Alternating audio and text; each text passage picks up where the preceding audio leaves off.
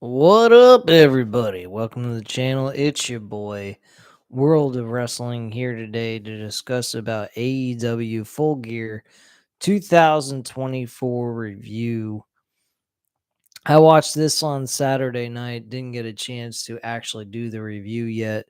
Was in the midst of also doing my bets for sports. Did very well actually this past weekend. I managed to get myself all the way up to $165 total for the month so far in bets. So I'm doing very well with that. Really ought to consider adding betting on this channel and have you guys tail along to what I'm betting and whatnot. But I'm worried I might jinx myself possibly on that and then end up having you guys fail miserably along with me. So I'm kind of considering it. It might not. I'm not sure. It's a day-to-day thing too. I'd have to upload a video every single day. Currently right now, I have been losing subscribers out the wazoo. Sorry, let me fix that. Down to 461 subs. I just noticed the last time I checked, it was down to 463. So the last few days, I've lost 2 extra subs. I don't know if you guys haven't been watching the live stream section of this channel, but that's where all the videos have been showing up. So I do apologize if most of you think that I've been just uploading videos, but I have been going live each and every week on these events. There has been the last couple of times I've been gone for an entire week simply because of the fact I I just have been very depressed with a lot of things going on in my life and so forth. So I wasn't in the mood. And of course, this is just a hobby, not an actual job. So at the end of the day, I'm doing this basically for my own enjoyment and to interact with you guys if you want to communicate with me through the chat. Um, but getting into this pay-per-view, excuse me, it had a it had some mix of good things. Sorry. It had some good things, it had some bad things in it. Mixture of both. But the ending, I mean, like, I feel like as if Vincent Mann himself is booking this terrible shit. I really do. It's like Tony Khan is sucking down the Vincent Mann Kool-Aid or some kind of shit. I have no fucking clue what's going on with this guy, Tony Khan. But I thought we got rid of Vincent Mann and we were never going to see this terrible booking. But this past Saturday night, guys, I actually literally bought this pay-per-view. Believe it or not, I literally bought the pay-per-view. I didn't stream it off of a pirate website or anything like that. I was like, okay, this is one of the big 4 pay-per-views. This is something that, you know, I should give some contribution to the promotion and be supportive. I am a fan of the company despite how terrible it's been lately, wrestling wise. And I don't know, man. I think this is absolutely asinine and a 3-ring circus for the ending. It was like a clusterfuck of a lot of different shit that I just don't understand. You had fucking Hangman Page stop Willa Yuta from doing something in the match to Orange Cassidy. Then you had Christian Cage come in, try to cash in. He got screwed by Jay White. Jay White had nothing to do with the match. Not to mention Hangman Page lost in the beginning of the night against Jay White in a second match, which by the way, I'm going to uh go ahead and have a small rant on that cuz I think it deserves one. Um but yeah, this is just this pay-per-view really was a kind of it was good wrestling mixed with a lot of terrible fucking poor booking decisions overall. I don't even understand how this guy even is remotely happy with what his promotion is doing as of late. Excuse me, I'm sorry. I just woke up from a nap. I was really tired. I worked till like 6 o'clock, so I took an hour nap after I ate dinner and whatnot. So I do apologize. I've had a long fucking day. Matt 87 Eagle says worst full gear in 5 years. He also says talk about pissing your money away about purchasing the full gear pay per view. I don't know if it was pissing my money away per se, Matt, but it was definitely not their best pay per view they've ever done. I think World's End, which was considered a bad pay per view of theirs, was better than this shit, honestly. Um, let's get into the matches, I guess. I mean, at this point, what the fuck am I waiting for? There's nothing really here to talk about except let's get moving with this shit. We also got another not pay-per-view, but a review coming up after this. It's about Monday Night Raw from last night, which wasn't a bad show actually. Um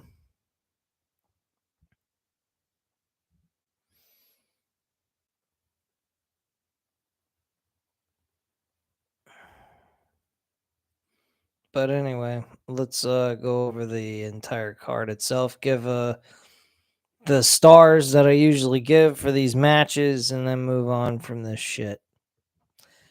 Some of the matches I didn't watch I actually did not watch the pre-show, which nothing really ever happens there. Um, Anna Jay defeated Deanna Perrazzo. I can't fucking believe that. Deanna Perrazzo has not done nothing in her career since she's come over to this company. She's tagged with Taya Valkyrie, who has no fucking business on the show. She's done nothing. Both of these women are being mistreated, mishandled, and my God, they seemed better off staying in TNA or going to WWE because I think WWE would treat them a lot better. I mean, then again, Taya Valkyrie didn't really do a whole lot much in NXT with the name change that they had for her, and she didn't move any further with the promotion besides that and was unsuccessful. But then again, it was under Vince McMahon's run as creator. So yeah. Buddy Matthews defeated Dante Martin, Commander, and the Beast Mortos in a four-way match. What does this matter and who gives a shit?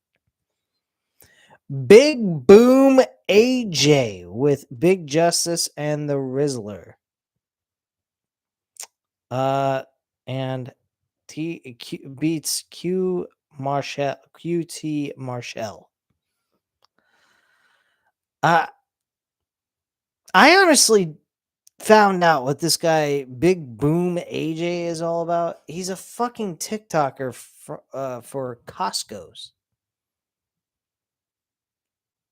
Like, really? That's what you're bringing in to bring modern to bring in casuals is just use a TikToker who sucks down cookies. I just find that absolutely fucking retarded.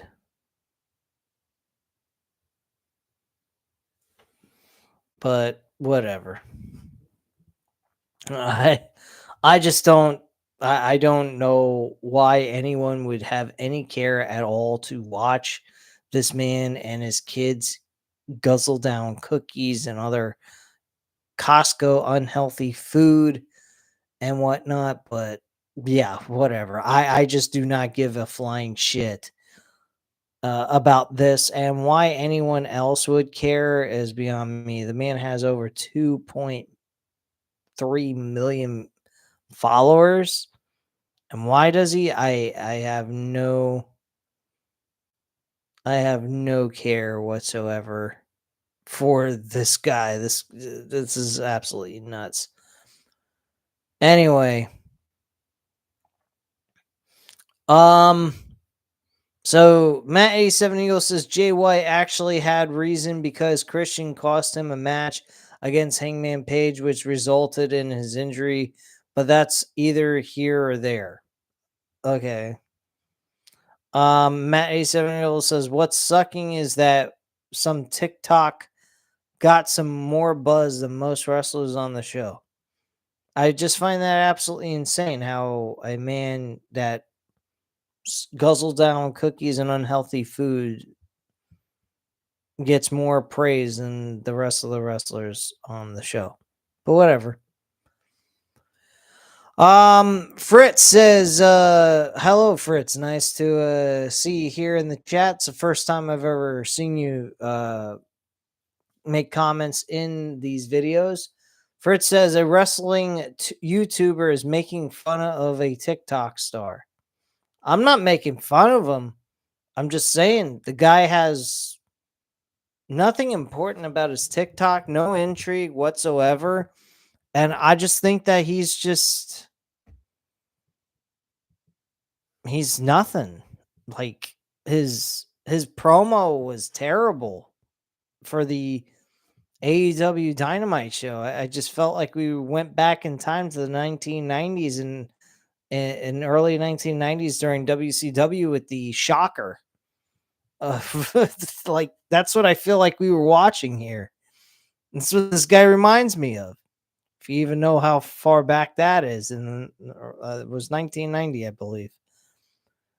And then Fritz says, do the same thing about Steve-O. Why would I do the same thing about Steve-O? Steve-O, I would actually be more accustomed to them going after. At least he was he was mainstream and people have heard of him. People saw the things he did. I mean, this guy's sitting there eating fucking bad, unhealthy food, displaying and encouraging people to do the same. Like, Steve-O was doing crazy, outrageous fucking stunts that were super dangerous. Told people not to do them. I mean, granted, he probably got people to do them anyway because they're stupid as fuck.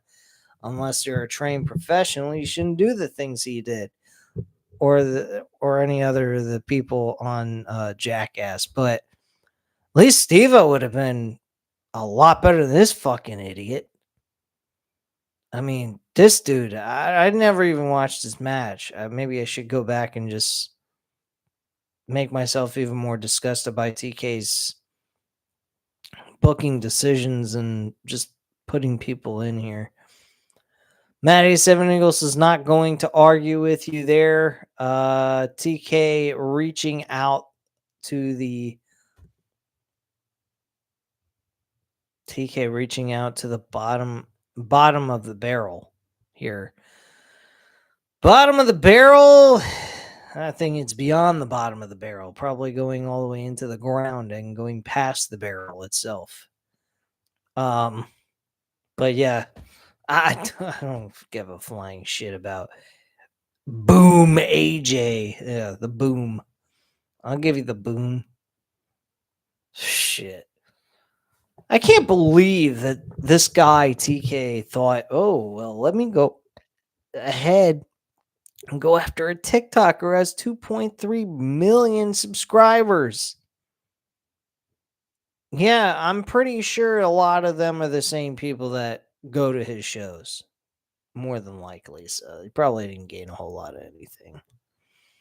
Just complete and utter morons, honestly. I'm getting really tired of fucking AEW. I really am. I like Matt said, it was a waste of money. And I mean, I don't want to say that. I don't want to agree with him on that comment because, I mean, I was trying to be supportive and I'm trying to be a loyal fan to this company, but it's just getting to the point where I just don't give a shit. Like, literally, I don't care about doing these reviews for AEW. Monday Night Raw is different, as you guys will notice on my channel. I don't do a whole lot of SmackDown reviews. I think I said Monday Night Raw. I meant SmackDown episodes. SmackDown's different because of the fact that it runs on a Friday. Fridays are one of my worst days. I don't ever have the time to literally sit down and watch the show and give you guys a full-fledged review on it. And if I do, it's usually around 12 o'clock or later at night.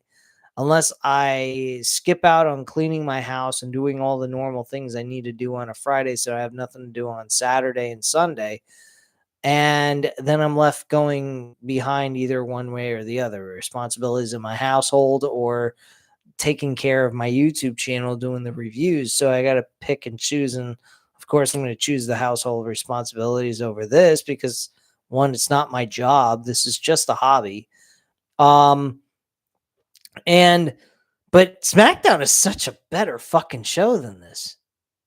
I mean, don't get me wrong, SmackDown can be boring from time to time, so can Raw, but at least they're not shitty like this. AEW has been absolutely tragic to watch. Boring as fuck for the last several months. Builds that mean absolutely fucking nothing.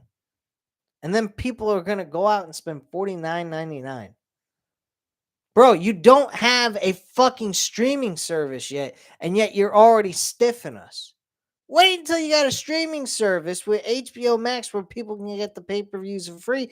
Then you could stiff us. At least we would be paying a lot less per month for a pay-per-view to watch. But of course, they're not going to do that. They're going to go ahead and charge you the pay-per-views while you have a subscription to HBO Max to watch their old content that used to be good. Shit, you might as well just watch the old content and fuck watching the current day content. What are you fucking losing? Not a gosh darn thing. So who gives a shit? Fucking idiotic shit. Anyway, let's get into the opener of the show. Private Party. Isaiah Cassidy and Mark Quinn defending the tag team titles against the Outrunners, Truth Magnum and Turbo Floyd. Don't know who the fuck these two guys are. Kings of the Black Throne, Malachi Black and Brody King. The Acclaim, Anthony Bowens and Max Caster, which Max Caster seems to be turning into a heel and might be turning against his own tag team partner later on in the future. The Private Party end up winning this match. This was a fair, decent, okay match to start the show. I'd say it is a 3 out of 5 stars. Nothing to cry home about, but nothing really big or important happened there. MJF went up against Roderick Strong in the second match of the night, which generally in most cases, the second match on a pay-per-view card doesn't mean a whole lot of anything. And I hate to say that MJF means absolutely nothing because he does. He means a lot to this company. In 2023, basically and literally carried this company on his fucking back. And to say this guy is just placed in a second match of the show, to me, is an utter and complete slap in his fucking face. I really hope, I either hope one of two things happen. Tony Khan at least improves MJF's booking, or MJF leaves the fucking company. I really do. I hope that this man gets better treatment because what happened this month is absolute tragedy. It's tragic. It's terrible. It's a complete, like Matt 87 Eagle said, it's a complete and utter waste of his time. Okay, he's doing a movie for Happy Gilmore 2. I think he's actually playing the son of Adam Sandler. Great. So you're going ahead, got him playing in a role for a movie, which I'm very interested in seeing how that movie plays out. We'll probably get a trailer for it probably by midsummer or something like June or July, and whatnot. And we're sitting here and we're watching MJF be used in this fucking match against Roderick Strong. Match was okay, belonged on a fucking Collision show, honestly. It didn't belong on a pay-per-view. It was not all that intriguing or exciting. Of course, MJF won the fucking match. I'm giving it a 3 out of 5 stars just to be generous to MJF, but to be quite frank, If you went back and you watched this match, you'd skip it. There's really no need to sit through. If you're looking to watch the show in less than 2 hours, this is a match you skip. This is not worth sitting through and watching over again. It's pointless. And it is what it is. Matty Seven Eagle says Punk was 100% right about TK and AEW. I don't know if he was 100% right about TK and AEW, but I will say that since his departure in 2023, this show has been an absolute fucking dumpster fire creatively and just continues to get worse each and every year. I told you guys years ago when Vince McMahon was running the show in WWE, I said that once Vince is out of office, you're going to see a drastic change in AEW, the product itself, and what people are going to do watching the show. What has happened since Vince McMahon has left? The ratings have dropped from almost 1 million views a fucking week on Dynamite, dropping all the way down to the 600 and 500,000 viewers. Hell, fucking NXT is able to compete and actually win at times against AEW when before they couldn't win jack shit against AEW. This is a very, very strong telling of what people think of AEW. AEW was just a replacement for WWE fans in case Vince McMahon wasn't around. Well, I mean, when Vince was around. Now that Vince is gone, nobody fucking cares about AEW. People care about WWE. I'm a MMA fan. I love UFC. I follow UFC on the weekly. And I've been watching almost every fucking event that I can possibly follow as long as I have the ability to do so on a Saturday night. If you're going to watch anything, if you're going to sit in your house on a Saturday and you got nothing to do, and you got to choose between AEW Collision and a UFC fight night or a pay-per-view event, I'll take UFC. That's what my Saturdays would be end up watching. UFC. Not fucking AEW Collision. What the fuck happens on AEW Collision on a Saturday night? Someone tell me. I don't think nothing. You get a lot more excitement with UFC fucking fight cards than you do with an AEW Collision show. So my Saturday nights, if I'm not doing nothing, I'm watching a fucking UFC show. I'm not watching AEW. Fuck AEW. AEW is showing that they are no different than Vince McMahon when he was in creative. Tony Khan is just a fucking geek. I thought the man gave a shit about pro wrestling, but clearly he's just a guy that throws his money around and doesn't care. And eventually, at some point, he will be out of business and Tony will be done. I'm telling you. Or he's going to get so fed up with the viewership being down. He's going to feel the pressure from the fucking networks. He's either going to go ahead and be tired of the low attendances. He's going to do something. Eventually, he is going to go ahead and probably sell off the company to somebody. And in that time, while he's looking to sell them off, he's going to bullshit the audience and say how great the fucking company is. So, that's what he's doing now. You got Kenny Omega saying everything's working like clockwork. What's the goal, Kenny? He chose New Japan Pro Wrestling over AEW.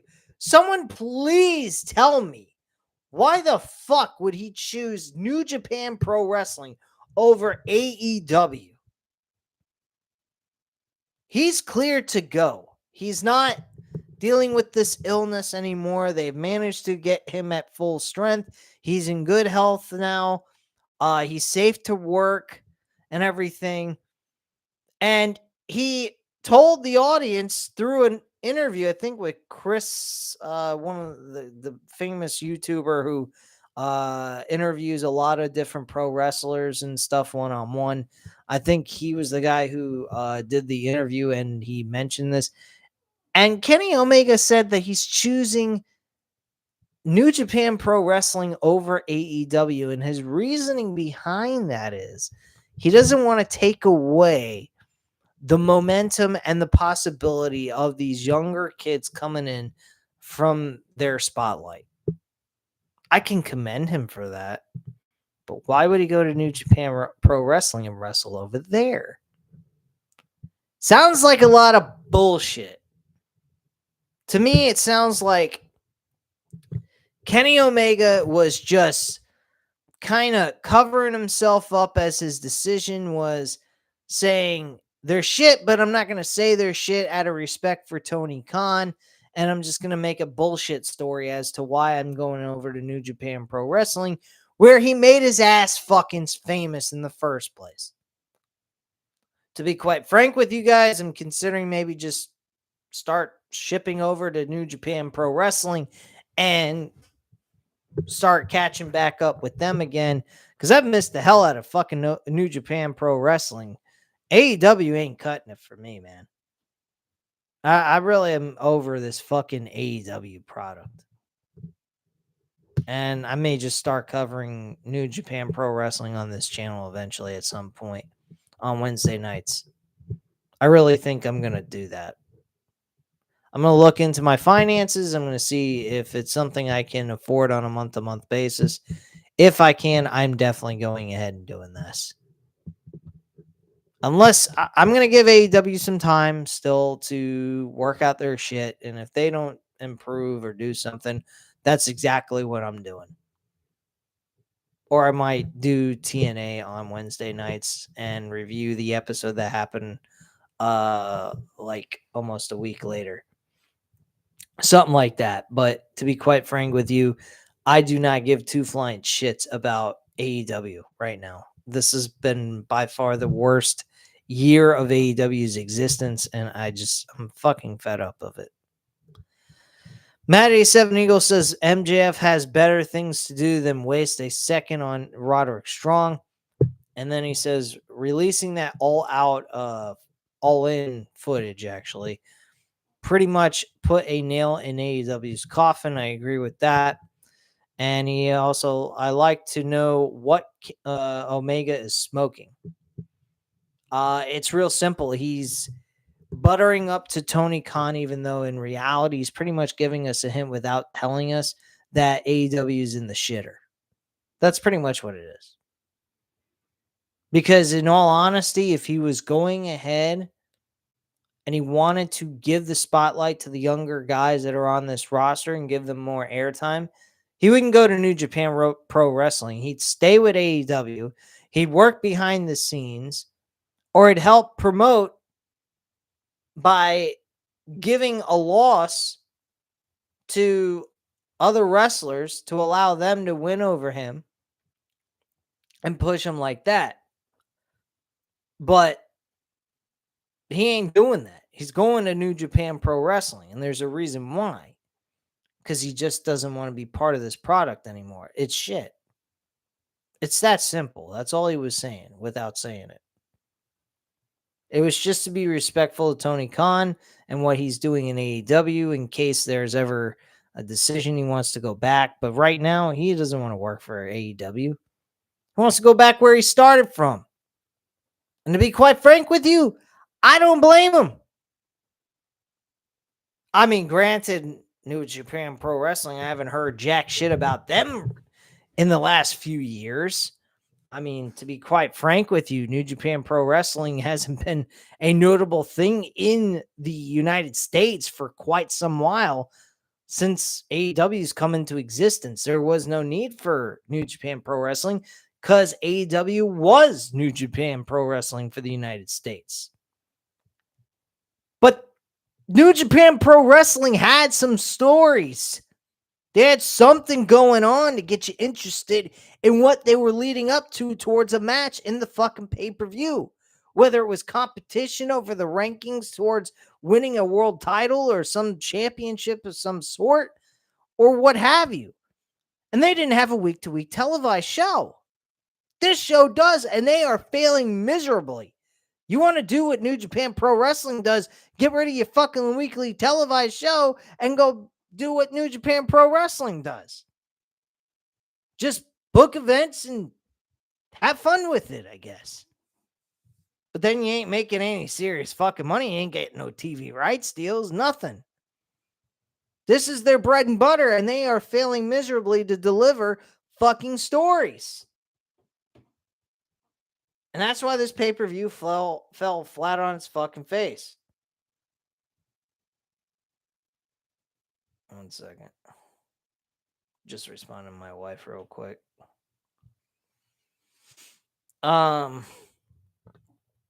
But yeah, I mean, like, give me a fucking break with this company.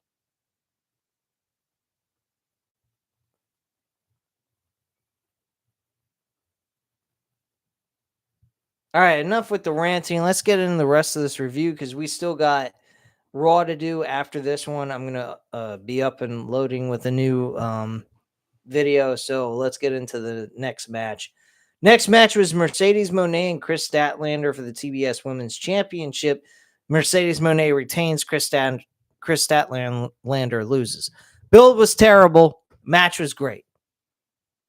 They're like two different sides of a coin. The one side is shitty build towards the show, and then the match itself is complete and utter enjoyment to watch.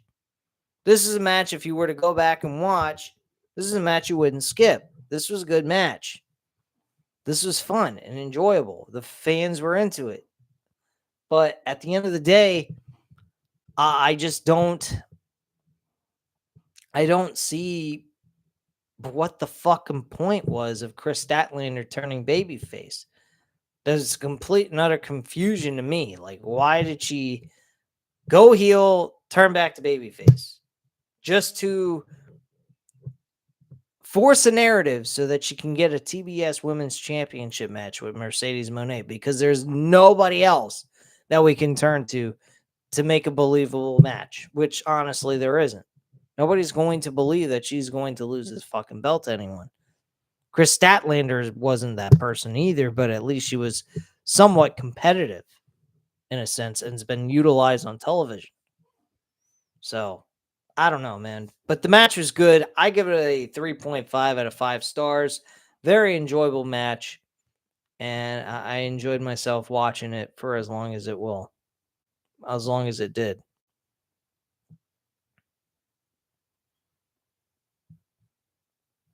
Mm.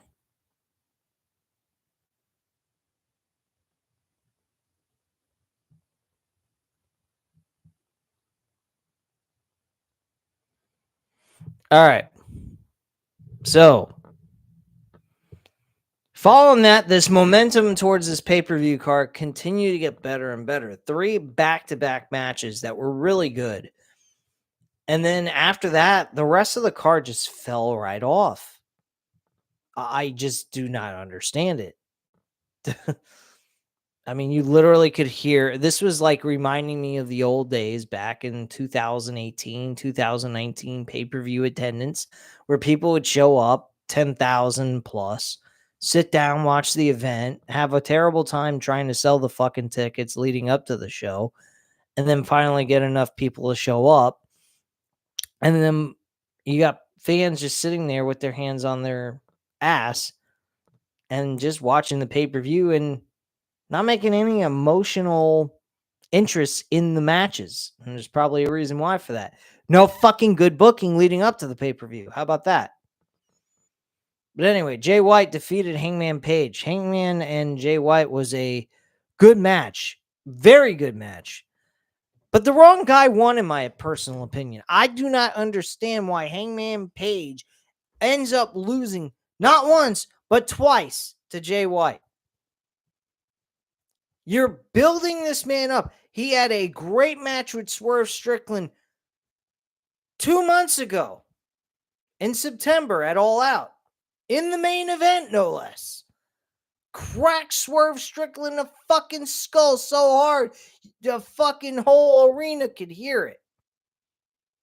He stuck a fucking needle inside Swerve Strickland's mouth and hit him upside the head with a steel chair so hard that your grandmother could feel it. And if she's dead, feel it from the grave. I mean, this is insane. And then Jay White comes into the picture. He returns back. You got Hangman Page looking like this dangerous dude, and he's a killer.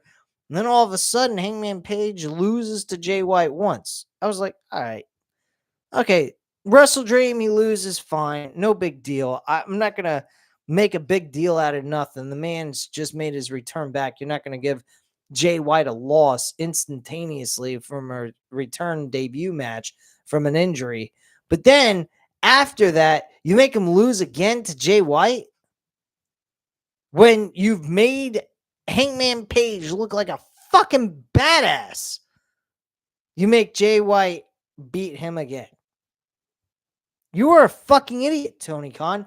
Where is Jay White going? Is he going anywhere near the world title? If he's winning a world championship, okay, great. I have no beef with that because Jon Moxley is playing a heel character. Jay White's a baby face. You got something going there. You can't make Hangman Page win the world title from fucking Jon Moxley unless you turn Hangman Page babyface, which this would be about the second or third time you've changed him character. It's just insane how these guys change their characters on the fly like that. They go from a heel to a babyface. You're making your fucking characters look like they're a bunch of fucking bipolar psychopaths. Give me a fucking break, dude. Fucking WWE did that to CM Punk in one of the best builds CM Punk's ever had in his career in 2011.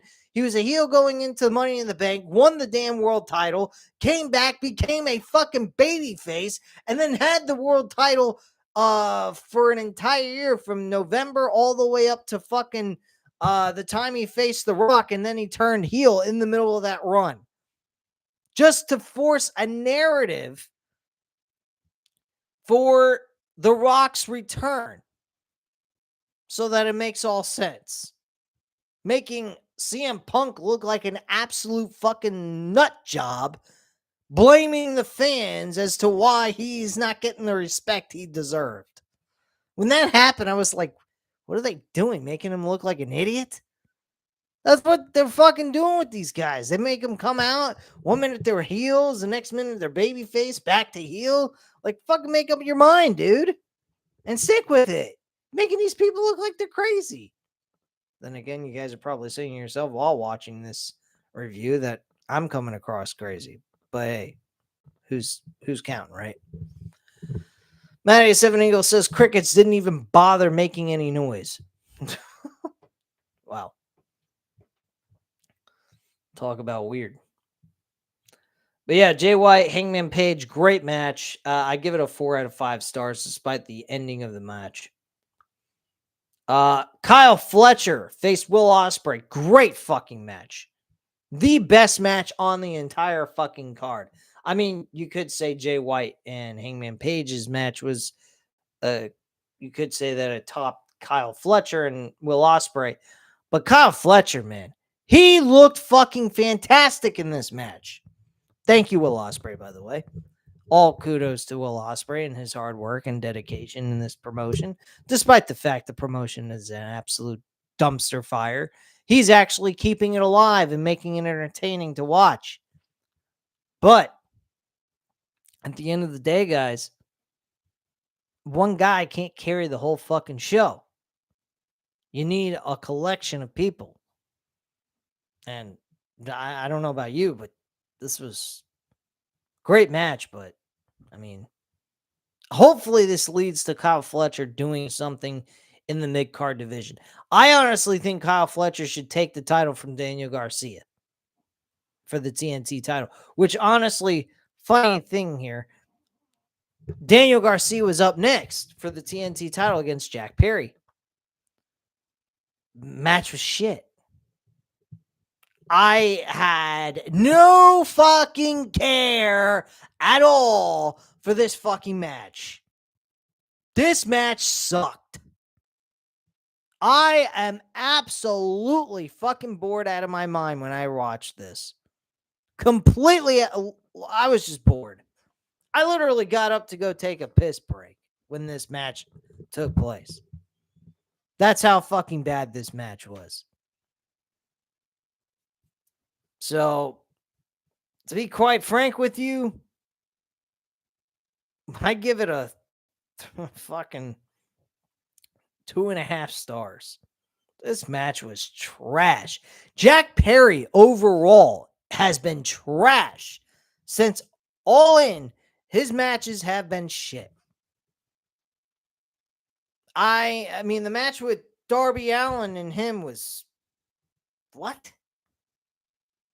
The fans didn't even react to that match. That was a fucking dumpster fire match.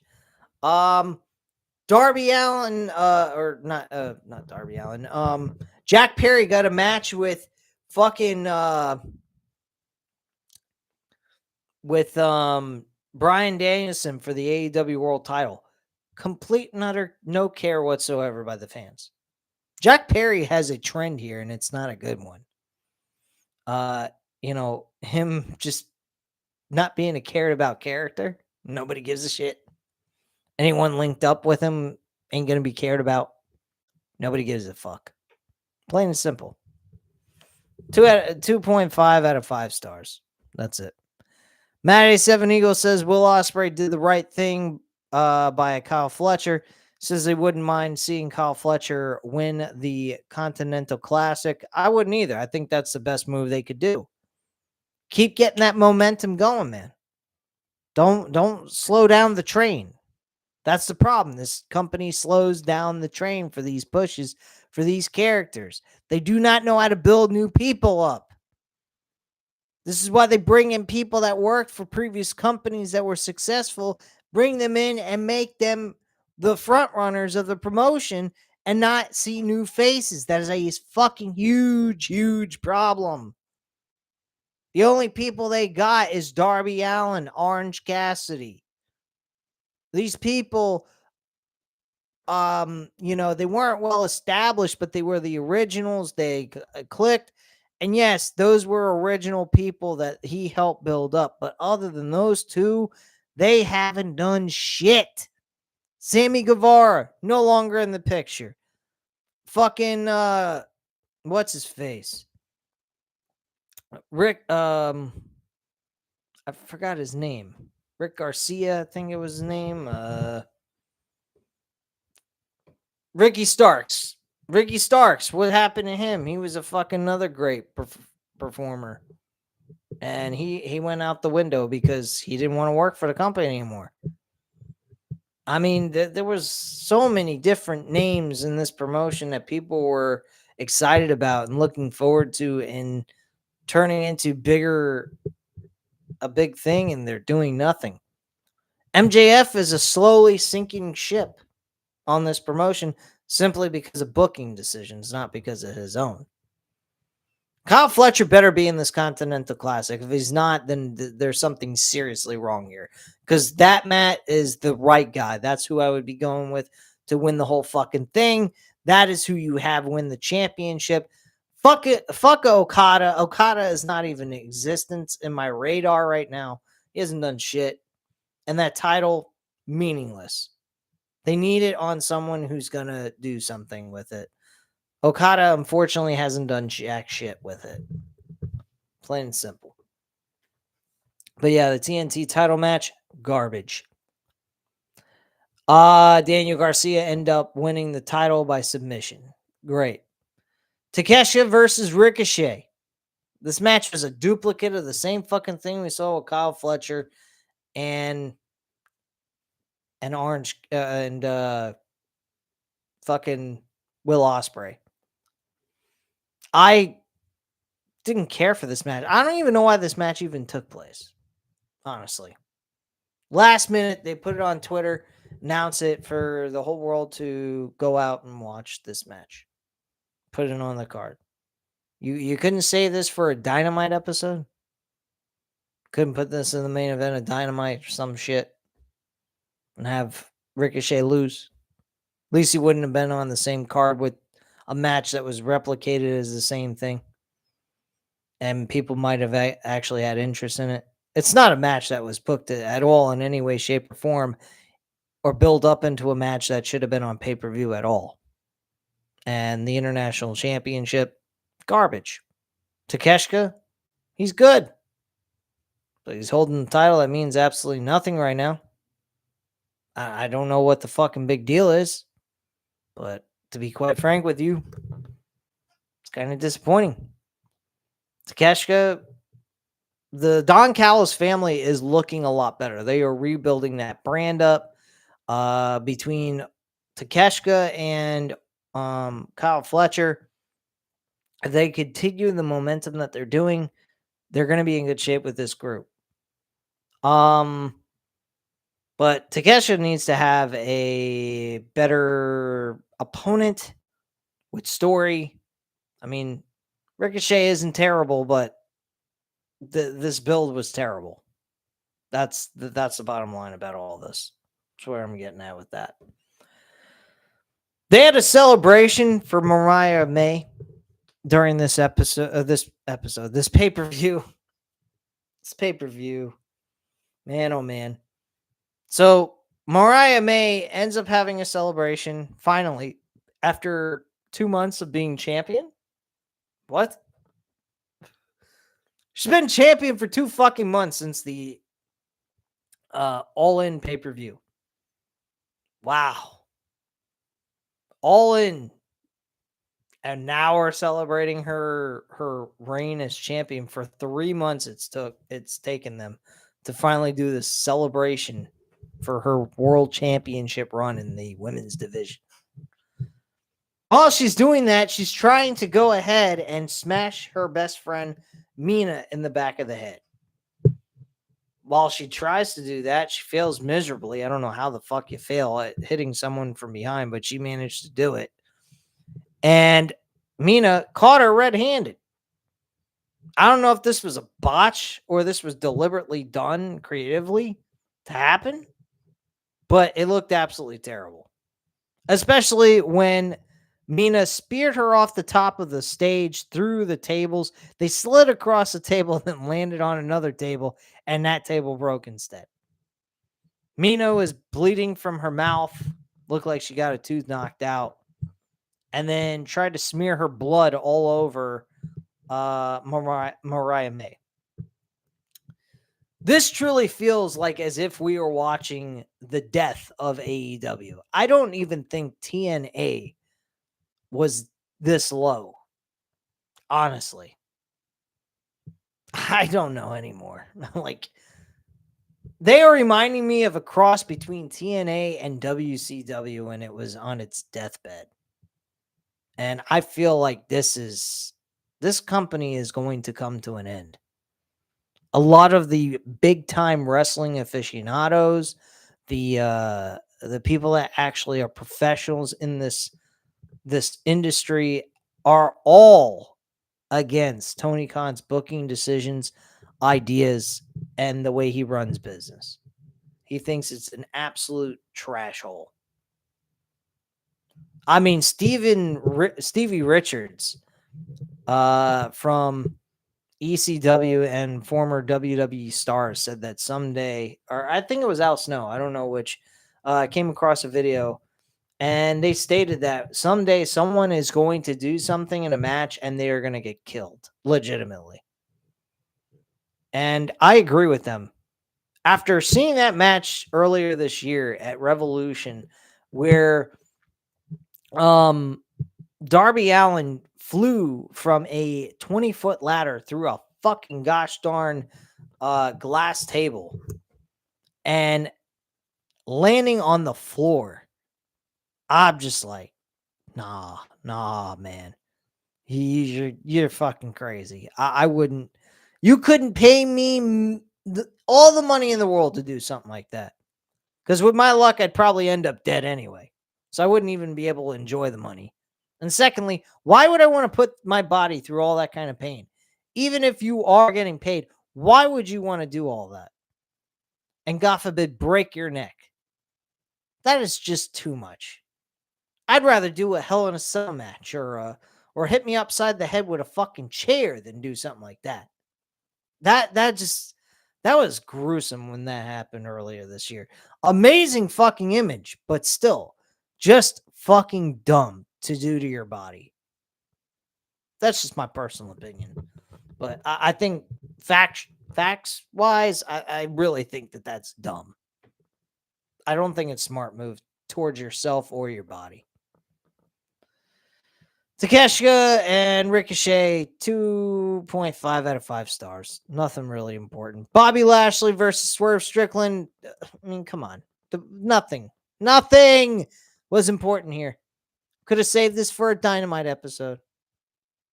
I honestly did not care. Bobby Lashley beat Swerve Strickland by technical submission. Great. Like, I wasn't surprised. Because I wasn't. Jon Moxley defended. Oh, wait. I'm sorry. I forgot to give a rating for this. I give it a 3. I'll be generous. Because Bobby Lashley was a dominating beast in this match. Jon Moxley went up against Orange Cassidy in the main event. I'd say the main event was okay. I don't think it was terrible. That's when the crowd really started to pick up again and showed interest in this match. Or the show was during this match. But the ending, holy fucking shit. Again, like I said, what a fucking clusterfuck of garbage.